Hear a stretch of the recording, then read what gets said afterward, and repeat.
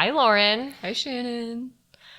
Welcome back to What They Don't Say, the podcast where we talk about consent, Relationships, trauma, education, sexual assault, prevention, and everything in between. So what are we talking about today, Lauren, specifically? Well, guys, so we're going to be taking a little bit of a step back. We've been talking about a lot of different things on here, but we really want to talk about consent and what consent is. Zoom out a little bit on this stuff. And also just like talking about what it means, and then also how our education system has really failed us on this topic and has really failed us when it comes to sex ed and sexual assault, and how in order to create prevention, we need to be better about this. But then also kind of taking some case studies and looking at how institutions have been enabling these actions and enabling rape culture, and kind of just diving into what that has looked like and why it's just all so goddamn fucked up. And why consent is hot. And sexy. Woo! Yeah.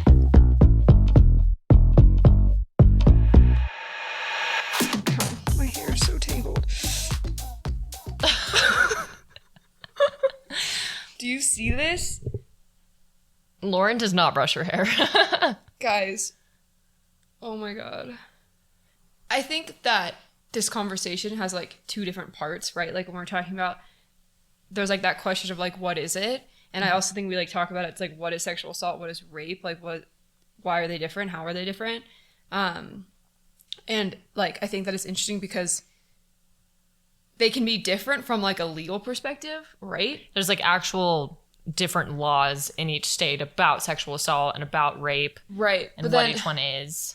And like some of them are like a lot worse than others. Like some states, how they like define sexual assault kind of pigeonholes people in a way that it's like makes it harder to convict a perpetrator in court because of the actual definition that certain states use. And so that's really interesting. Like it's the precedent is higher, I guess, like for evidence, is what you're saying? Well, that is like one thing, right? Like how do you in court, like how does the jury have to find someone guilty? Like what are the parameters around that? Mm-hmm. Like is it like unanimous? I mean, for our trial it was I think they needed like 6 out of the 8 jury members or something like that. Beyond unreasonable doubt. Yeah. Beyond reasonable doubt. Beyond unreasonable doubt? Beyond a reasonable doubt. But there's also like just the way that some states define like rape and things like that, or like how the military defines it, or even how an institution defines it can play a huge role in how court cases play out or how they even like don't play out. And so I think that's like really interesting to look at and understand. And that is like one whole perspective of it. But for the sake of today, I don't think we should necessarily be like breaking down all these legal definitions because there's so many and they're so different for where you are. And it's something to definitely pay attention to for where you live. And it's something to be aware of and educated on.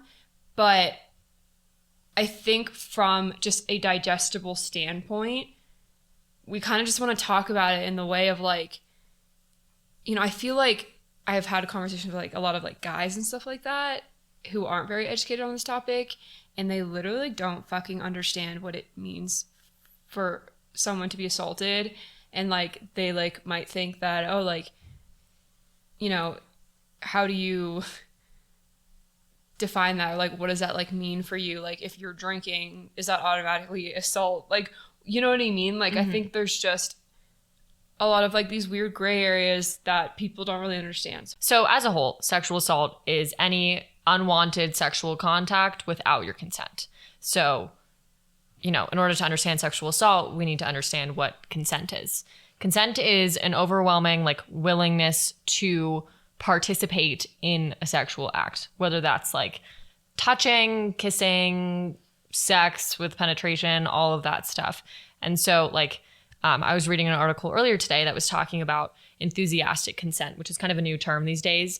And rather than it being this like, oh, I'm looking for the absence of a no, you want to look for the presence of a yes. So this means like a frequent checking in with your partner, especially if it's a new partner. Like it's so vital that you are saying like, hey, is this okay? Like, I know we did X, Y, and Z yesterday, but today you might not be interested in having sex or doing this sort of position or whatever. So I think like, you know, we start at consent in order to get to sexual assault. And I think that is like, I think that's a good place for us to start too. You know, like what does consent look like? And I think that is an area where things get like really blurred. And like, I know in like court and trial and stuff like that, like they like use consent as a way to like, they like use it against you in a way. And they're like, well, you didn't say like no loud enough, or you didn't scream, or like whatever it might be. But that is not the extent of like what consent means. You know what I mean? Like consent isn't just like, or like the lack of consent isn't you just screaming. Like that's not what that means. Right. You know what I mean? Like that is like ensuring that the person that you are engaging with like any sexual act with, they want that and they want to like be there. But I think that like there's also this weird kind of idea of like, it's not like fun or sexy. I was just about to say that. Yeah, to like ask someone to like if they can kiss you or if they can like take your shirt off. But like I think that consent is hot. Consent is hot. And like, and it can be hot. And it can be hot. Okay. Like if I am like hooking up with someone and they like stop and they look at me and they're like, can I take your shirt off? Like, I'm like, well, depends on who it is and like what's going on. But if I want that, I'm like, oh my God, like, yes, like you are so hot and sexy. And the fact that you stopped, you took that moment to like look me in the eyes and ask me a question to ensure that I am comfortable. And when you are comfortable and your partner is comfortable, sex is just so much better. Absolutely. And so I think we need to get rid of that idea that like, it's like not sexy to ask those questions and ask for consent, because it is. And like, even if it's like those little things of like, you know, like both of us have struggled with physical touch and like things like that. I hate being touched. Yeah. And like a lot of people feel that way. And that's like, no hugs, please. Like if someone's like, when I'm meeting someone and they're like, oh, I'm a hugger, that's like, you're like, no, please. No, it's my worst nightmare. But anyways. No, like, but yeah. And that's not even just like a trauma response. Like some people just are not like touchy people, and that's okay. But even for things like that, like having that awareness in your mind of like, okay, I want this, but that doesn't mean this person wants that too. Mm-hmm. Even if it's just like kiss someone or whatever it may be. Like, I mean, haven't you ever had a guy just like, he's just like looking at you and you like really like him and he's like, can I kiss you? And you're just yeah, you know, it's epic. Like, yes, like it is attractive, but also it creates communication between your partner, and that is so, so, so vitally important. And I know that like these lines can get really blurred, especially if people are drinking or like they're just not as aware of their faculties and like what is going on and stuff. But like that is just another layer of like, if you are hooking up with someone and they are drunk, their consent, you have to be really, really, really aware of that and like careful with that. It's actually in like laws, you have to be able to consent. So in order to be able to consent, you have to be of age. So, you know, you can't be 12 and having sex with somebody in their 20s. That's illegal. So you have to be of age to consent, and you also have to be of mental capacity to consent. So if you are absolutely inebriated or incredibly drunk, those are synonymous, then you can't consent because you're too messed up to do so. So it's like, not only do you have to get consent, but the other person has to be able to consent. In order for them to be able to consent, they have to be in the right state of mind and be of age. I was just, when you were talking about this like consent is hot thing, I was thinking about how if you're hooking up with someone, and especially a new person, and like you're you know, man is trying his best. He is doing the things to try to make you feel good. And there's probably, I imagine, I'm not a man, but I imagine there's a lot of stress that's kind of involved with hooking up with a woman for the first time. It's like, I don't know their body. I haven't done this with them before. You know, it's a new person.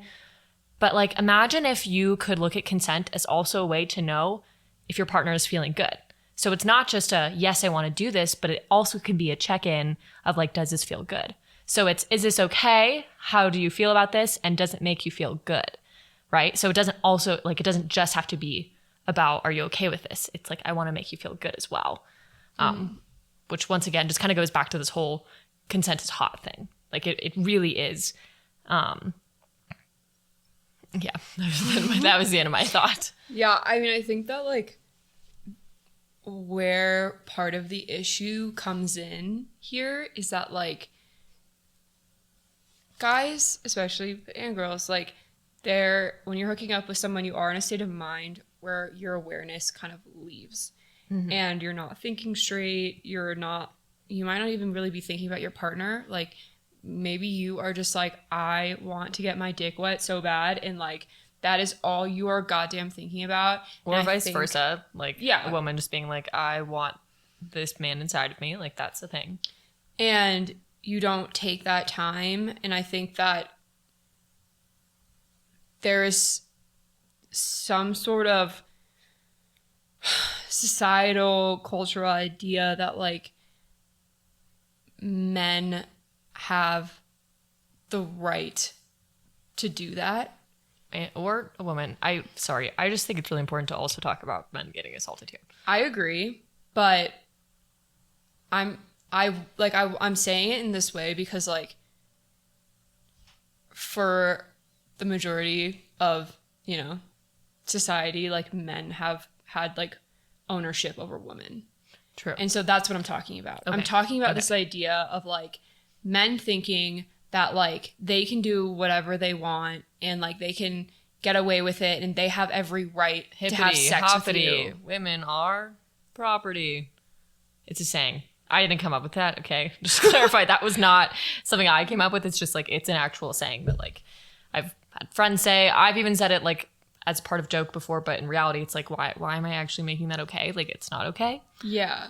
But so you're saying society as a whole, especially like historically, it's women are property. Right. And so I think that like there is still, and like this is an argument that I have heard, like not because they personally believe this, but like I've taken like a lot of like ethics classes and like philosophy classes and things like that, where we talk about rape, we talk about like porn and like things like that and looking at like the ethics surrounding that. And there is this like argument of like in nature, like the male species is like that's what they're supposed to do, is like have sex with women. And so because of that, naturally, like they think they have the right to do that.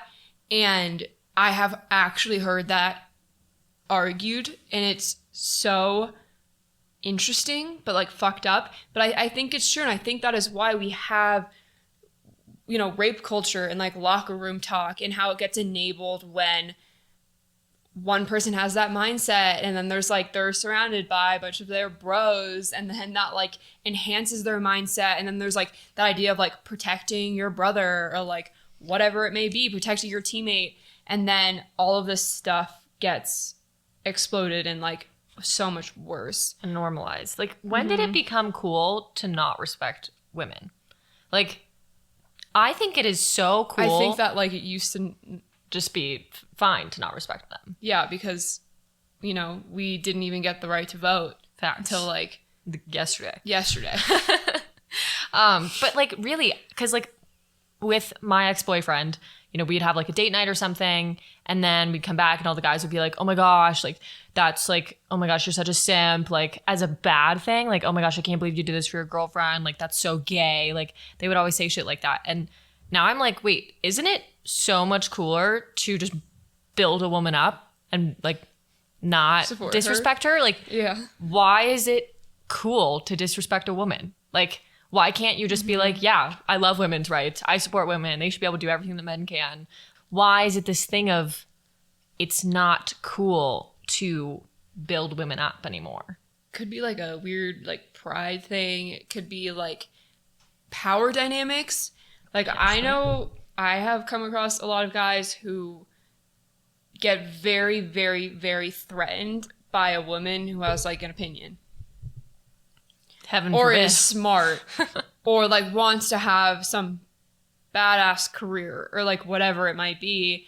and like they feel like threatened by that because like that's their job, you know what I mean? Like they're supposed to be the ones that have the fucking voice and have the job and make the money, and like it's just like that's not how it is anymore. And I feel like for some reason there's like a default going on there.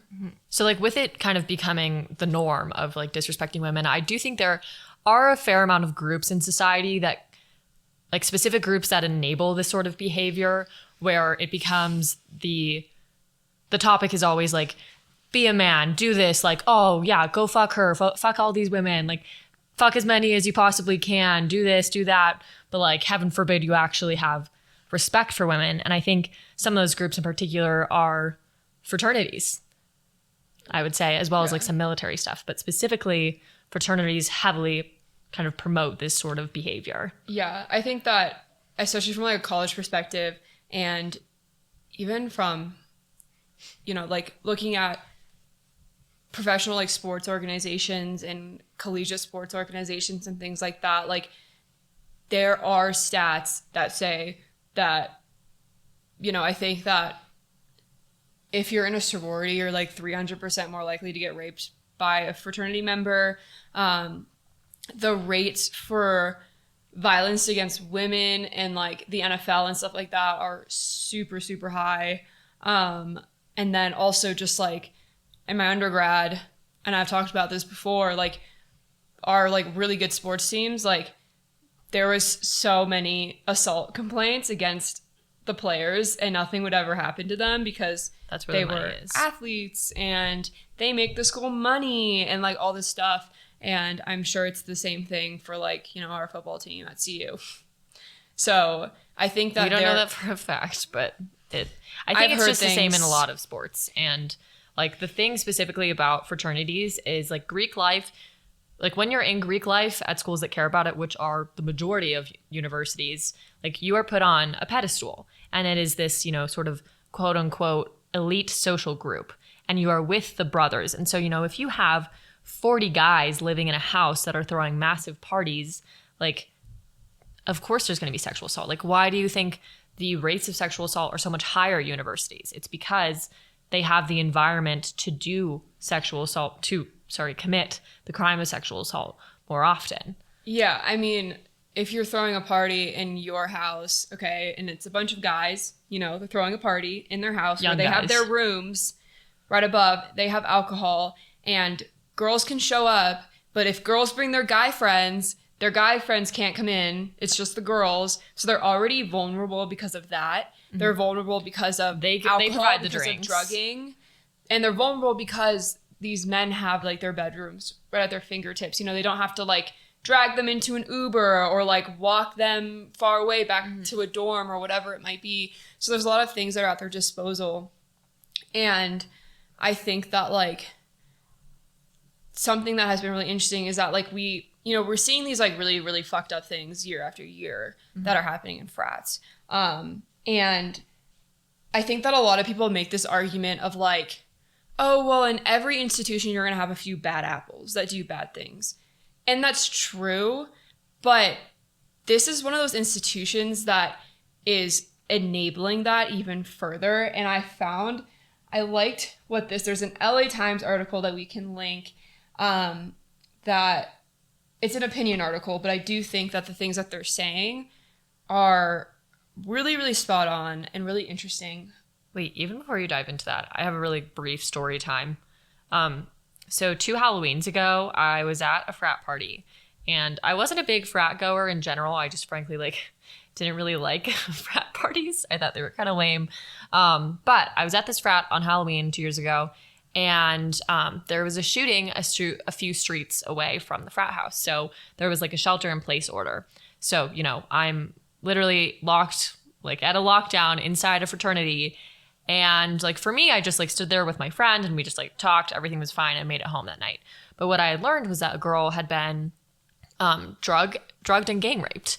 And I was like, wow, you know, what's so crazy is that like this could have happened regardless of the lockdown because the rooms were right upstairs, but also like it could still happen during a lockdown. Like people were no longer outside in the front yard for this party. Like they were all inside, going up to their rooms, and then a woman was gang raped. Like, that literally happened, and like it was protected by the brothers. Like, the president of the fraternity made this big statement of like, this isn't true, like this didn't happen.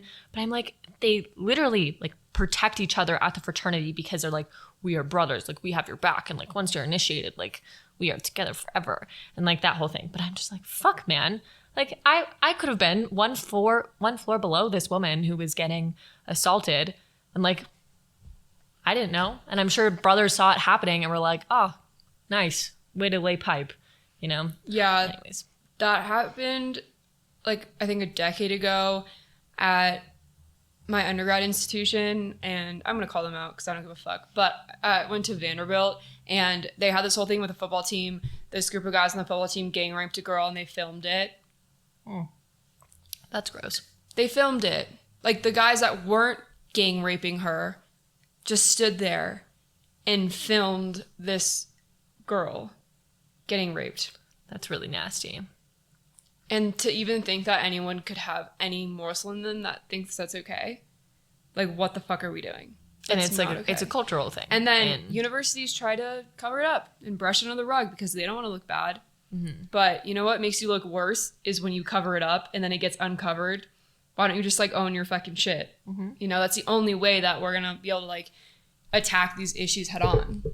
But like, speaking of universities responding badly to sexual assault. Okay, so this LA Times article is about USC, University of Southern California, and I'm not saying this to pick on USC. Every fucking college is a problem. It's not just one.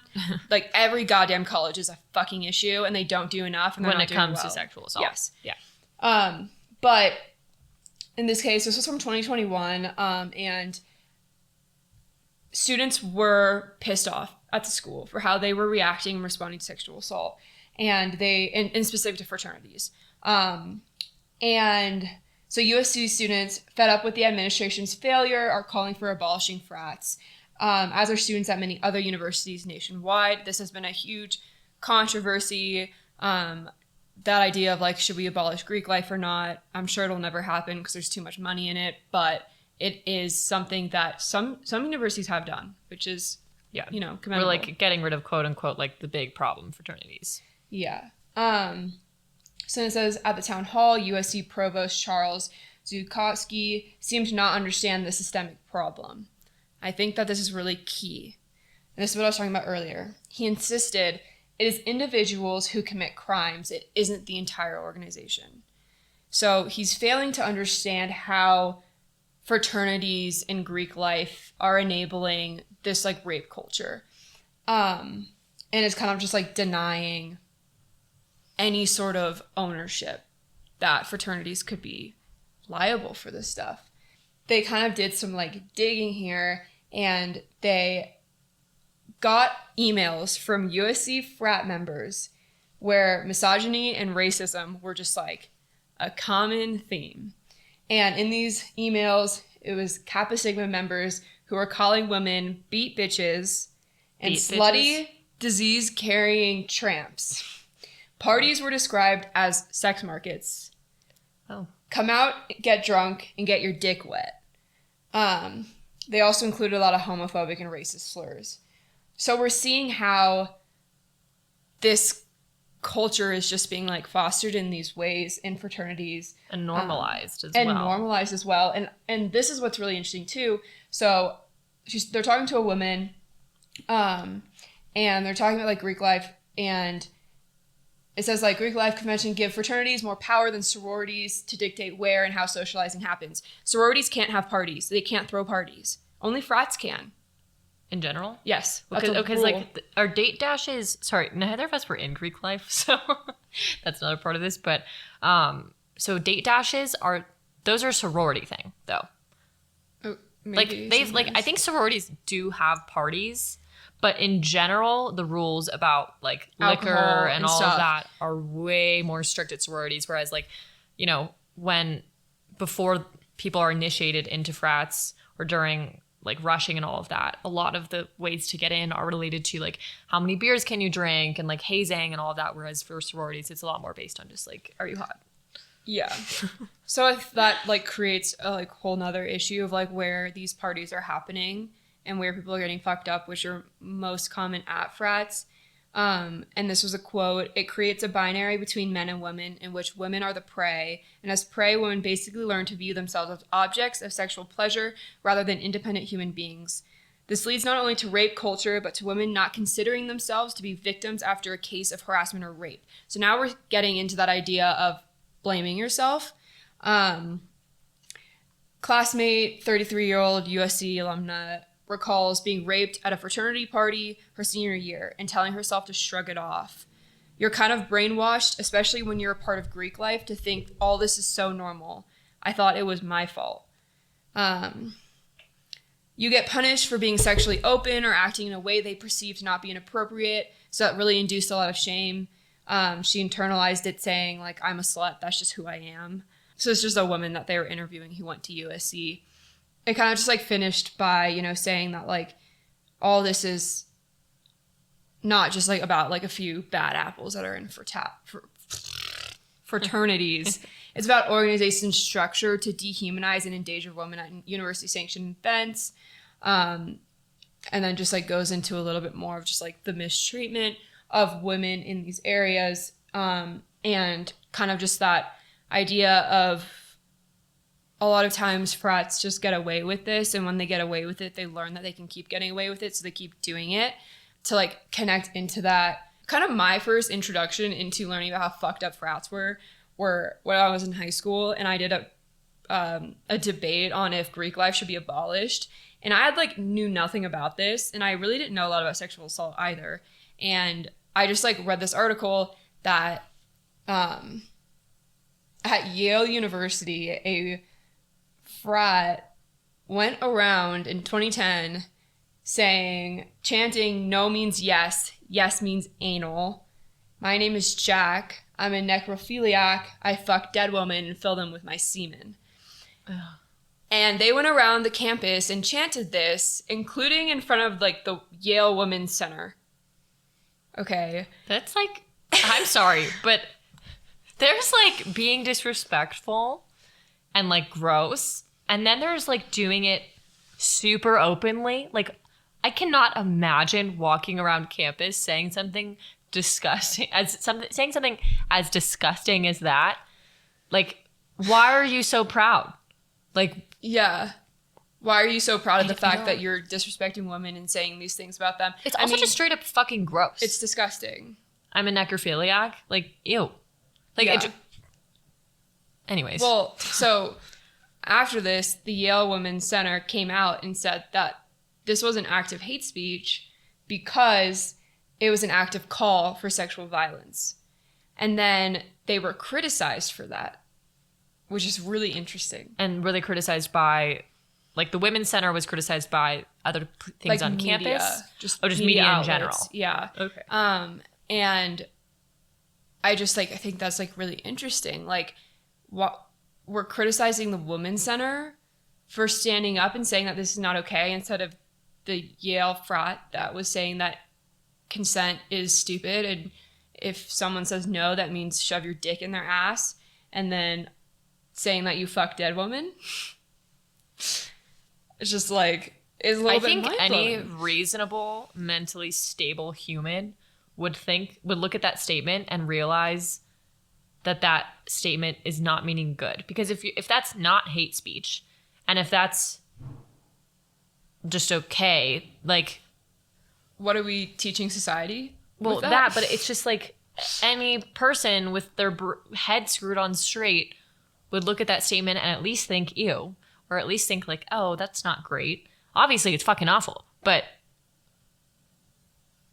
whatever. I don't understand it. But I think that, like, there are these actions and then nothing happens. I mean, this frat in particular, they finally did get kicked out the next year. Mm-hmm. But not after this happened. It took time for students to convince the administration that they needed to kick this frat off campus for doing this. Like, it took an immense amount of effort. Like, yes. I'm pretty sure getting a fraternity kicked off campus is a lot of work. Like, it's a big fucking deal. So if students are coming forward and saying, hey, this is not good, it's not just 2 or 3 students. It's probably an exponential amount coming forward and saying that. And this was in 2010. I will say it seems like a lot of universities are getting better at giving consequences, but this is still such a common problem. And like, it took until 2011. They were kicked off until 2016. The year that they came back, there were multiple sexual assault claims from the same frat. And a lot of women came forward. They talked about how the parties there were like meat markets. And then one guy actually did get in trouble for what they call engaging in penetration without consent. They don't even use the word sexual assault or rape. They say penetration without consent. That has how the university is defining this. Yale University, just to clarify again. Yeah. But even though he was like, quote unquote, found guilty, he wasn't even expelled. He was just kicked off campus for 3 semesters. So he was suspended. And what's interesting is like universities, they can't legally like send anybody to jail. Like they do their own sort of investigation, right? They come to their own conclusions, but the precedent for evidence is significantly lower for universities. Like they don't need necessarily DNA evidence or all of that. They'll do an investigation, but what schools do have the right to do is to expel people. Like if you know that there is a lack of consent in a sexual experience and it's sexual assault and you're just like, oh, 3 semesters, he'll probably figure it out. Like what? Why wouldn't you like that? That really shows how not serious they take these issues. It's just 3 semesters. Okay. See you back in a year. Like, yeah. And oftentimes like nothing even happens to them. Like women will even be like, can he not be in my class or can you put him in a different dorm? And I've heard a lot of times them not even accommodating that. Mm-hmm. And they're not even like asking for them to like get in trouble. They're just like, I don't want to see them every fucking day because they raped me. And there isn't any help with that. At Yale has been an issue with the same frat year after year after year after year. And then in 2019, the school decided to stop punishing them because clearly the punishments in the past haven't been doing anything. I love that logic. You keep murdering people and we keep punishing you and you keep doing it anyways. So we're just going to stop giving you consequences. Oh, not to mention the guy that got in trouble and kicked off was the president of this frat. Oh. So that's setting a really great precedent. Okay, wait. So to recap, in 2010, there was the thing about the no means yes, yes means anal, necrophilia, ew, gross. There was that. Mm-hmm.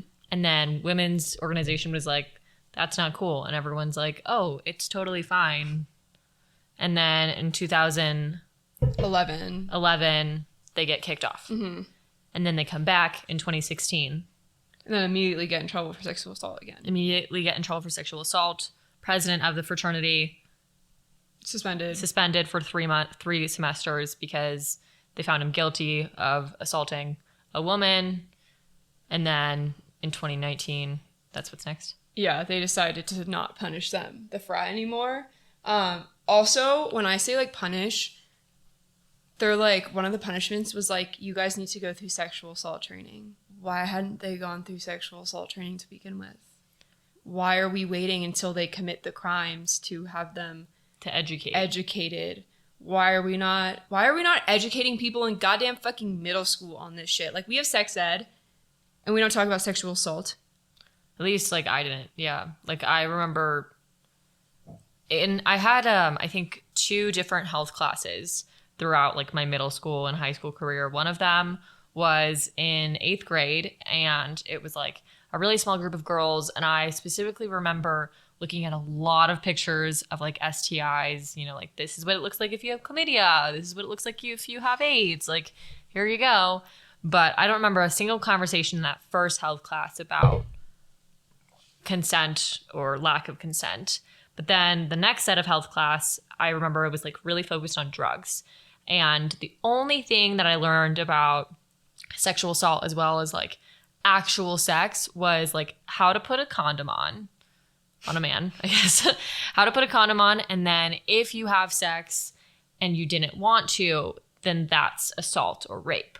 But like, that was it. There wasn't like a conversation of like, this is how you give consent. This is how you don't give consent.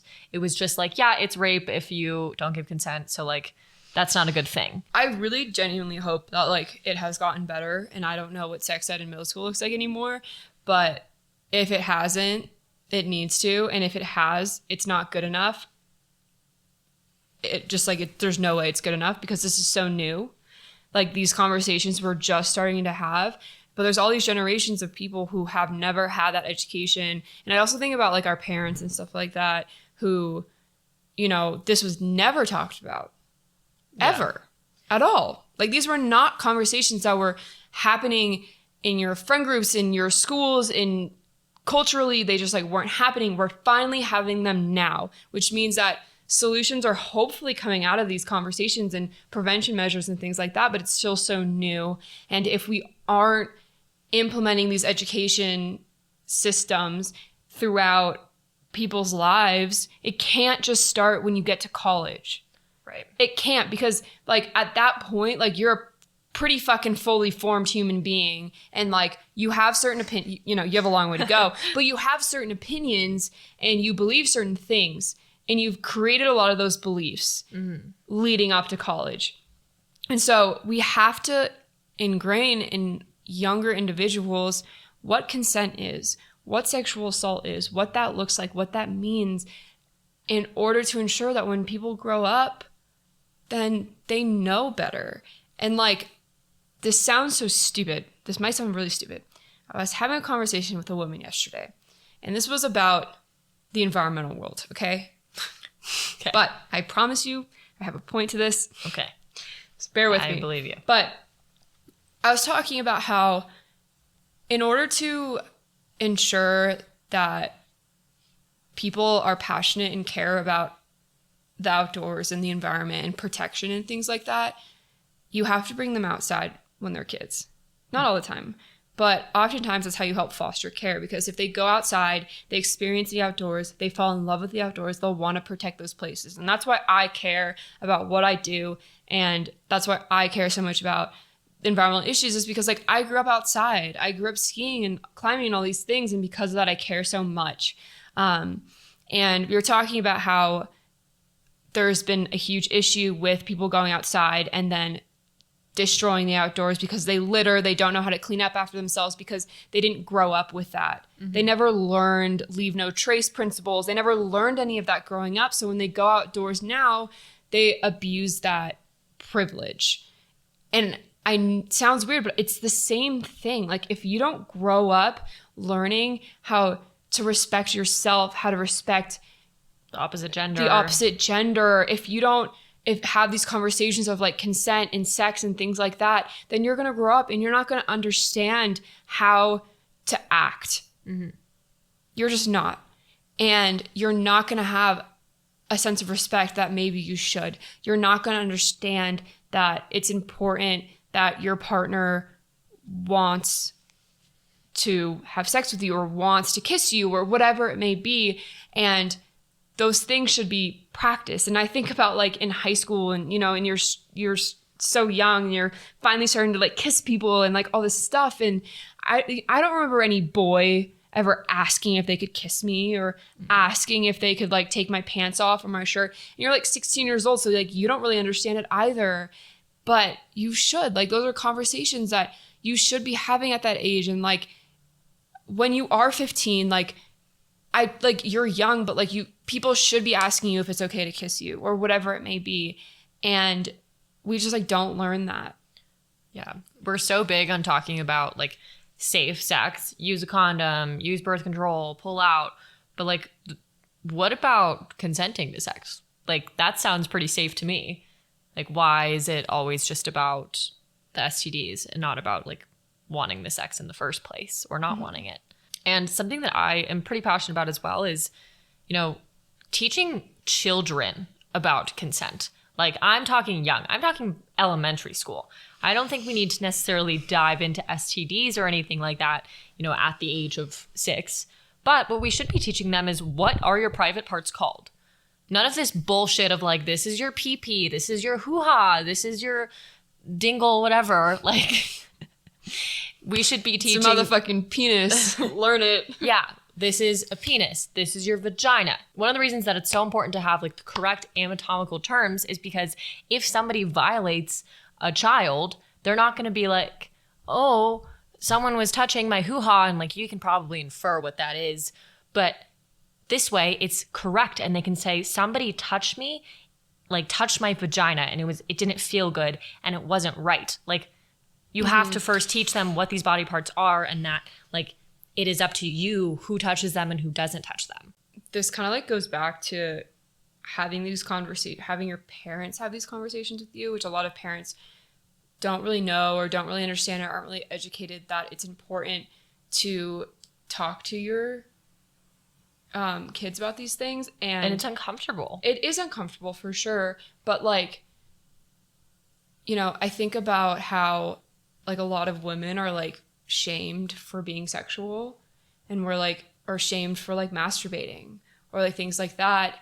And it's like, because from when we were like little kids, we were like told like, don't touch yourself there. This is no square. That's, yeah, like like that's not good. And so we're almost like taught like our body parts are off limits for ourselves to understand and to know and to love.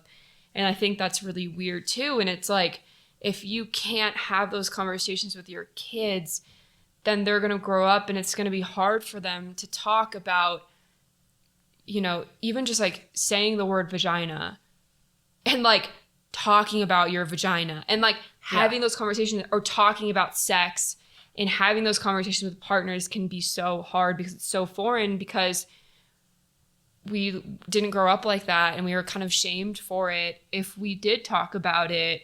And I think that like plays into this. It's like, if we can't have conversations about sex with our partners or, you know, with our friends, how are we supposed to have conversations about sexual assault? Like we already get uncomfortable when people talk about sex. Yeah. So like obviously people are going to get uncomfortable when you talk about sexual assault. But that's just because societally, like we're ingrained to like default to that and to think that way, especially like as a girl. I would say a girl is sexual and has a ton of sex, like she's automatically like labeled a slut. Like we as society automatically place that shame and blame on girls growing up, and like even us in middle school, if a girl, you know, dressed provocatively, quote unquote, like we were taught to call her a fucking slut. Mm-hmm. Like how are we going to build women up if that's what we were taught and that was normal? Or like we listen to guys calling girls sluts, so then we think that's okay because a guy is saying it about a girl, and then a guy goes out and has a ton of sex and he's cool and we respect him. Like, nice, brother. And you're like, fuck yeah, dude. But it's like, nice, yeah. It's like, but like you fucked that one girl, but dude, she's a fucking slut, you know? And it's like, and it's always, if someone gets an STD, it's always the girl's fault. Oh, she's so gross. Like, she is so gross. And yes, actually, like, women can carry STDs easier than men. Like, we contract them easier. But, like, had to get it from somewhere. You know what I mean? Like, why, once again, it's this thing of, like, oh, she's gross because she gave you chlamydia. But, hello, like, this is a thing. It happens. People get chlamydia. Okay, it's chill. Yeah, dude, I've had chlamydia. Haven't we all?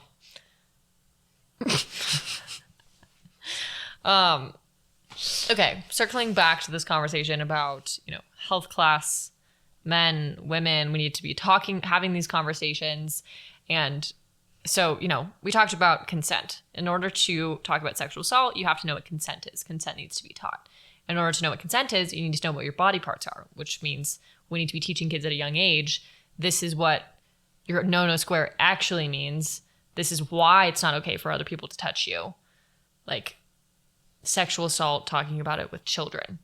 And if we can start there, then maybe the conversation later on, you know, like, can be about respecting the other gender and then making them feel good. But you can't even like stress about making someone feel good until you know that it's okay for you to try. Amen, sister friend. Thanks. Yeah, I think that was a good way of like putting it full circle, and also understanding that, you know, I think that if we build a greater understanding of what consent means and what it is, then you also build an understanding of what is consent not and what is not okay. And how does that filter into what sexual assault is, right? Like sexual assault is an act because of a lack of consent. But you can't even begin to understand what that means if you don't understand what consent truly means. And so I think that like you have to build those layers, and we have to as a society build those layers from a young age so that it is integrated into your life and into an education system as well. And so that then over time, like you're building those prevention measures, and people grow up understanding what consent is. So they grow up understanding that sexual assault is not okay. But a lot of men, and you know, women too, they sexually assault someone and they're like, no, I didn't. What are you talking about? Like, it's she a didn't mistake say of fact. No. Yeah. So they don't even understand that they've assaulted someone. And this happens a lot. Like I've read a lot of stories where the guy is like actually in genuine denial because he doesn't understand what he did. Well, so I guess let's kind of define consent in general. Like, what is consent? So earlier we had said consent, you know, is an overwhelming, you know, enthusiasm for wanting to be a part of a sexual act of any kind. So what does that mean? It means body language. It means words. And, you know, I had said that enthusiastic consent is looking for the presence of a yes, not just an absence of a no. And so it's not just, you know, some eyes of like, I'm looking at you, so this means I'm consenting. No, it's a like, it is a head nod. It is a like being into it with the other person. It is a saying, yes, I want to do this. And then at the next stage of sex, it's, yes, I want to do that. Or, you know, and you can stop consenting at any point in time. And so, you know, it's also being in tune with your partner. That's incredibly important, is like, yeah, think about what feels good for you and think about what feels good for them. And what's going to feel really good is if they're doing something that both parties are happy and willing and like excited to do, not just like, oh yeah, I guess we'll maybe do that because it looks like he wants to do it. It's something that, you know, you're both looking forward to and you both want. But I kind of am getting ahead of myself. How do you know? That's the question, is how do you know when you have consent? What does that look like? If someone's just lying there and they're not participating in the sexual act, you should fucking stop and have a goddamn conversation, because they probably don't want that. Well, even if they said they did, like, I know, especially women, we can be people pleasers and we will have sex just because the guy wants to, not because we want to. And we have all been there, and it's awful, and you don't even participate, and the guy doesn't even fucking notice because he doesn't even see you. And then you're a starfish. That's what you're called. Oh, you didn't participate, so you're a starfish. Well, maybe she wouldn't be starfishing if she actually wanted to fuck you. Ever thought about that? Yeah. Or maybe she just doesn't understand like how to be a part of the sex. But how do you know if she doesn't want to be a part of it unless you talk to her? Yeah. Hey, I noticed you're not really participating in this. Are you feeling comfortable? Are you feeling uncomfortable? Is there anything I can do to make you feel more comfortable so that you are participating a little bit better? Yeah. You need to have that awareness, understand, like, you know, maybe they didn't communicate that verbally, but they're definitely communicating that with their body language. And it's important to pay attention to that. And I have always just kind of assumed that guys, you know, they're just like in their own heads when they're having sex and they don't like pay attention to you. And that's just normal. That's just how it is. And that's just how it is when a guy and a girl have sex. But like, that is just not fucking true. And that's not how it's supposed to be. And I not feel like all men I are didn't like even, that. No, but that's Yeah. what I'm saying. Like, I feel like I didn't even learn that until like recently, when I've been with my partner, who like, if I'm not really feeling it, or if like I'm just like something's bothering me, or I'm just distracted, like he stops. Yeah, because he's Like, in tune with how you're feeling. Yeah, like I don't even have to say anything. He can just pick up on that and understand that, whoa, like we need to take a step back here. What's going on? Like, are you okay? Are you comfortable?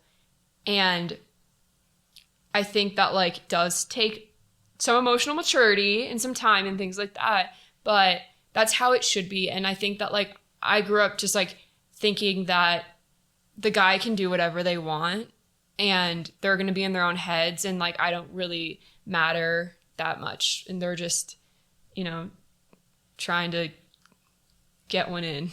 And it didn't, like, if I like wasn't feeling it, or if I wasn't engaging or participating, like I just defaulted to thinking that they're just like not going to notice, so it's fine. I'll just like lie here. I'll just like keep doing this because that's what they want. You'll just hope they'll come soon. Exactly. Yeah. Don't get me wrong. Sex is a complicated thing. Like, there's a lot of moving parts. There's like, you know, there's levels to it. There's expert, there's beginner, there's different things you can do. But don't let like all of those things take away from like okay, you know, you're going to learn to work up to certain sexual things. But something that you can also learn is how to be in tune with your partner's body.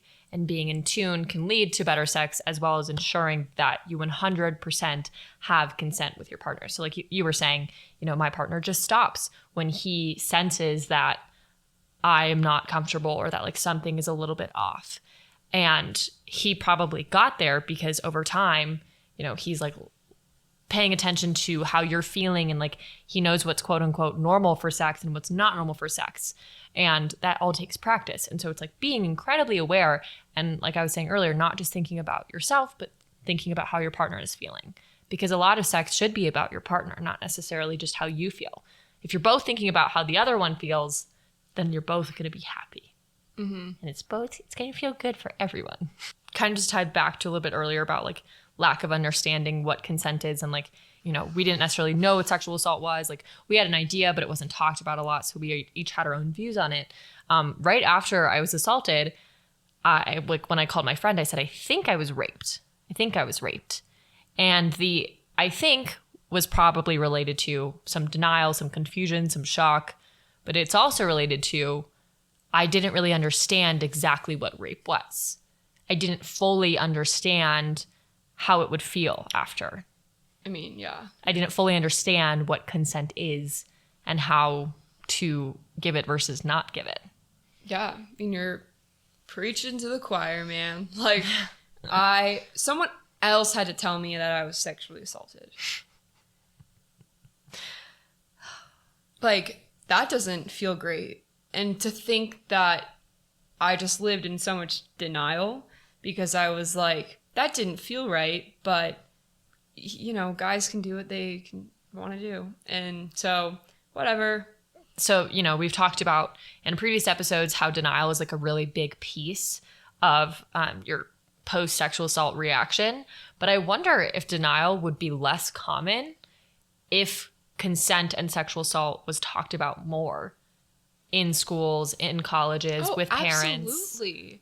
I think the reason that we like survivors do put so much blame and shame and have that sense of denial is because those are not conversations we are having. We're not talking about sexual assault. We're not talking about consent. We don't know what that means. We don't know what it looks like. So then if it happens to us, we're like, what? Like, I don't really comprehend this. Mm. And then the conversations we do have are cover up.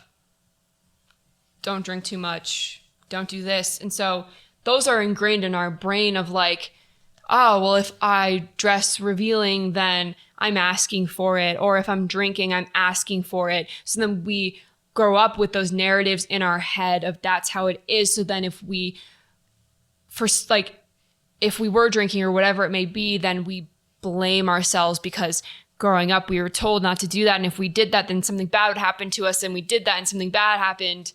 So it must be my fault. And those are the conversations we're having. Mm-hmm. That's why we're blaming ourselves. That's why we are denying things, because they're not talked about. They're brushed under the rug, and women have been blamed for decades and decades and decades and decades. And from like a male perspective too, you know, I'm not a man, but it's the thing, like when men get assaulted, it's like, well, of course you wanted to have sex. You're a guy. You're always supposed to want to have sex. So like you couldn't have been assaulted, but that's not true. Like, but men are taught you should always want to have sex. And like men are built in a more sexual manner than women. Like that's like literally how they're designed. You know, that's why they get boners a lot more than we get wet. But, you know, like you were saying, the narrative for women is like, oh, well, if it happens, it's your fault. And like, we don't even have the conversations about like what sexual assault fucking is. And then for men, it's like, oh, sexual assault can't happen to you because you want sex. So you're never not giving consent because you always want to fuck someone or you always want to be fucked. But the missing piece here is, where is the consent? Where is the willingness? Where is the conversation of, I want to do this. I want you to have sex with me and I want to have sex with you. That's what it should be. Yes, I would love to do that. No, you know what? I'm actually not really feeling comfortable. Please don't tie me up that way. Or, you know, no, you can't kiss me. I'm so sorry. I just like, I'm not really feeling it today. Like that should be the norm. Yeah. And I think that especially when we're younger and like we're, you know, young teens and like kind of in that phase of our life, I think girls do think that they're just like supposed to have sex with the guy because that's what the guy wants to do, and that's another conversation that lose needs your to be had. virginity. You're a nerd if you're not having sex. Yeah, and then like a lot of people rush into sex and they're not ready for that, and so they just like agree to things that they don't want to do, and they don't know how to have that conversation of consent. There's pressure, they fall into that pressure, and like none of these conversations are happening. Mm-hmm. Which is why we're having them. So to wrap it all up, we need to talk about consent so that we can have better sex.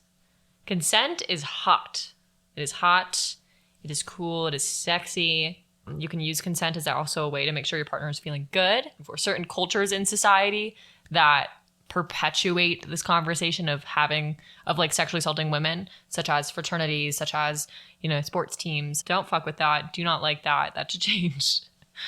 What else did we cover? That's why we're here, man. Looking at how we can utilize education in better ways to increase prevention as people get older and increase understandings of not just what consent is or sexual assault is, but also increase understandings of our own bodies and what respect means. And I think those are really important. And as parents, those are conversations that need to be had with like young kids and stuff like that. And that's challenging. But think about how much better sex everyone will have if you are in tune with your partner, if there is consent, if you are paying attention to like what makes your partner feel good. Mm-hmm. Like consent will make your sex life better. Yeah. Even if it's just a fucking one night stand. I don't care. Yeah. Have those goddamn conversations, because frankly, like if I had a one night stand and like someone asked me those questions, I don't really know them that well. Maybe I've known them for a few days, but they like ask me those questions still. I want to have sex with them even more. Yeah. And consent shouldn't just be this like reserved thing for just one night stands either. It should be reserved for every all single sorts scenario. Whenever consent you're is engaging. a part of it. Because you can't have sex without consent. Otherwise, it's just rape or sexual assault. Thank you guys so much for listening. We hope you guys enjoyed. Go ahead and send us an email if you have questions, comments, want to share your story at whattheydon'tsaythepodcast@gmail.com. Follow us on Instagram. We love you. Boom shakalaka. Catch you on the flip side. Cheers.